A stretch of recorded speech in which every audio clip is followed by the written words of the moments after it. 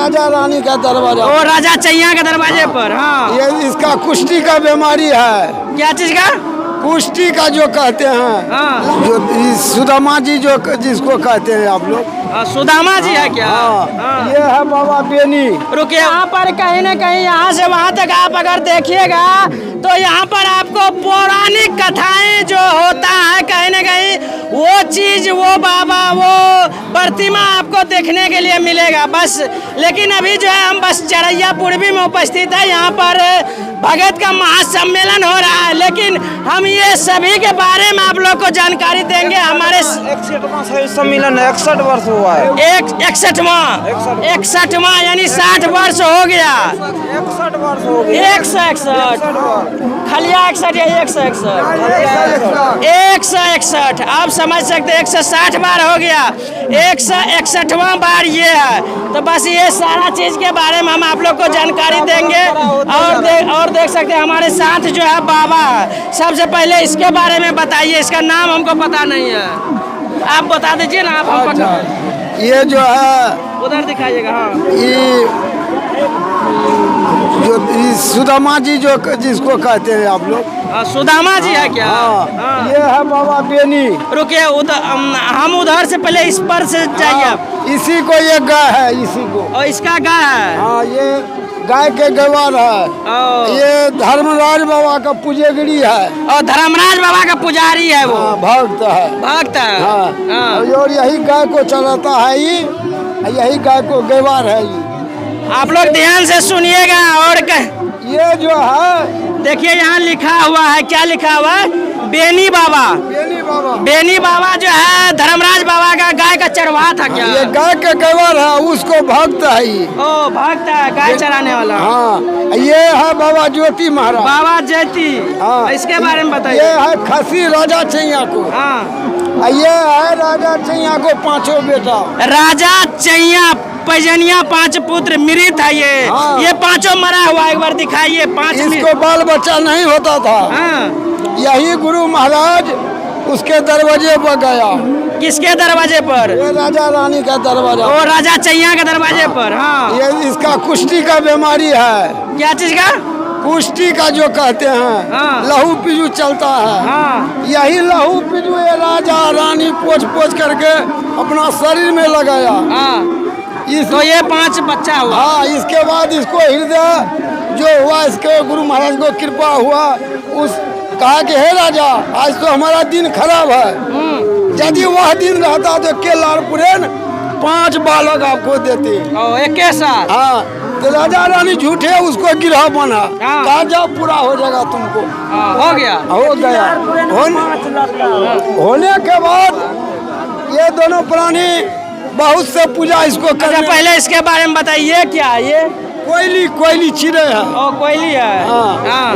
उस अच्छा, ये तो मर गया, मरने का कारण बताइए। मरने का कारण उसी का गुरु महाराज जो है धर्मराज बाबा। हाँ। जिसका पूजा होता है, अभी देख सकते हैं उधर। हाँ। वही बन गया भाट और पमरिया जो आप लोग को घर में हम लोग को आता है बाबा पमरिया सब आता है खिलाने के लिए। हाँ। वही आकर के इससे दान मांगने लगा। हाँ। कि दान दो, आपको बेटा हुआ। हाँ। ये बेटा को बधाई में कहा हाथी घोड़ा धन दौलत लीजिए। हाँ। भाट पमरिया कहा पहले हमसे सच करो। हाँ। सच करने के बाद हम दान मांगेंगे आपसे। हाँ। तो राजा रानी दोनों प्राणी सत किया। हाँ। सत करने के बाद कहा नहीं हाथी लेंगे, नहीं घोड़ा लेंगे, नहीं सोना लेंगे, नहीं चांदी लेंगे, हम लेंगे ये बकरी का बच्चा। ये बकरी का बच्चा। हाँ। तो राजा का बकरी बच्चा हमारा संपत्ति नहीं है। हाँ। वो हमारा गुरु महाराज का चीज है। हाँ। कल के बकरी को बच्चा नहीं दीजिएगा तो 5 बेटा मर जाएगा। ओ, इसलिए मर गया। आप देख सकते हैं कहीं के बड़ी दुख भरी कहानी है। बस आप लोग ये कहानी के बीच में पहुंचे, अभी तो सुनने के लिए बाकी है। देखिए इसलिए ये मरा। उसके बाद व्यास मुनि जी, इसके बारे में थोड़ा बताइए।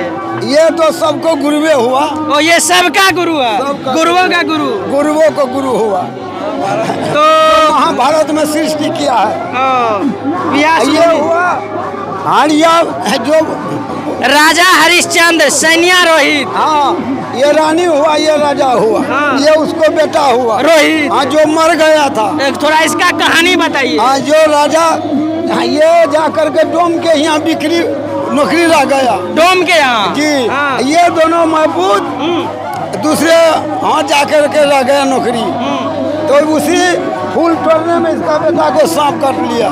मतलब फूल बागान में तोड़ने में ओ फूल तोड़ने में सांप काट लिया। हाँ ये मर गया। हाँ। फिर ये जलाने लिए कफन में गया श्मशान के घाट। हाँ। इसको आंचल चीर करके इसको दिया गया है, वो देखिए। ओ मतलब ये रोहित मरा था तो इसको कफन भी नहीं था। नहीं था। हाँ। तो वही अचरा उसको दान में दिया तो इसको जलाने लिए। तो इसी समय में भगवान प्रकट हुआ। हाँ। इसको बेटा भी जी गया, राजपाट भी इसको घुर गया। आप सोच सकते हैं कितना ट्विस्ट वाला कहानी है। उसके बाद चलिए सर पीछे थोड़ा सा बताइए। और ये देख सकते हैं, ये उखड़ है क्या? ये है कल्लू। कल्लू। हाँ। ये कल्लू का पालो है। बाबा उदय शाह। हाँ। जो कल्लू बैल में कन्हा पर दे करके घुराता है। हाँ। वे उदय बाबा अपना कन्हा पर लेकर के कल्लू को घुराता है, उसी में तेल चुआता है। उसी तेल से ये बाबा का गहवर में सांझ जगाता है। ओ देख सकते हैं, ये कहानी भी बहुत लंबी कहानी है, बहुत सोचनीय है। ये जो है बाबा उदय शाह का कल्लू से पेरा हुआ तेल से ये गोबर में जो है उदय होता है, यानी दीप जलाया जाता है ना। और उसके बाद अनबू बाबा, अनदू बाबा, अनदू बाबा। हाँ, भगत में हम लोग सुनते हैं अनदू बाबा का नाम ज्यादा आता जी। है। इसको घर में खाने के लिए एक भी खुदी नहीं था। हाँ। उसी टाइम में गुरु महाराज के दरवाजा पर गया कि हमको भोजन करो। हम आपके ऐसा घर पर किसी को सबको घर पर गया कि एक शेर पहुँचा दीजिए, हम भोजन बनाएंगे बाबा को खिलाएंगे, कोई नहीं दिया। इसके बाद ये लौट करके इसके माँ इसको पास आया कि बेटा आप जात नहीं बचेगा, भोजन कराने लिए नहीं है। तो ये माँ को कहा कोठी में मुन्ना लगाओ। हाँ। हम ये बाबा को खोजते हैं। झाल बजा करके गाने लगा। गाने के बाद इसको घर में चावल दाल हल्दी मिर्चा 3200 प्रकार का भोजन बन गया। सब चीज मिल गया। सब कुछ मिल तो बाबा को भोजन करेगा, लोग को जो कर्जा बर्जा लिया था सबको निस्तार कर दिया।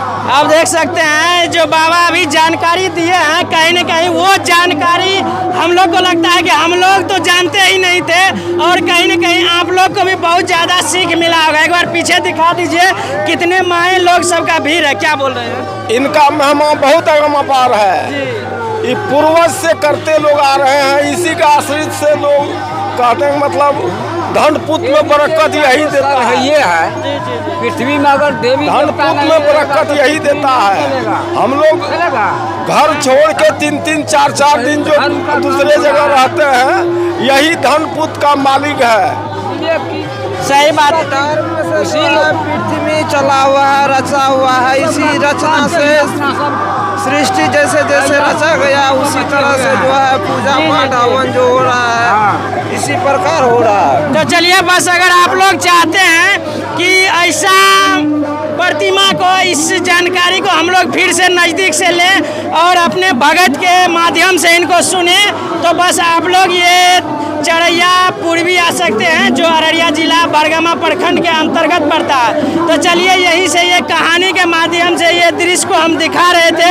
आप लोग ऐसे कहानी के बारे में, ऐसे भगत या भक्त के बारे में, ऐसे पंजियार के बारे में क्या कुछ सोचते हैं, अपना राय विचार दीजिएगा। आप लोग देख रहे थे एरिया न्यूज़। और कुछ बोलिएगा।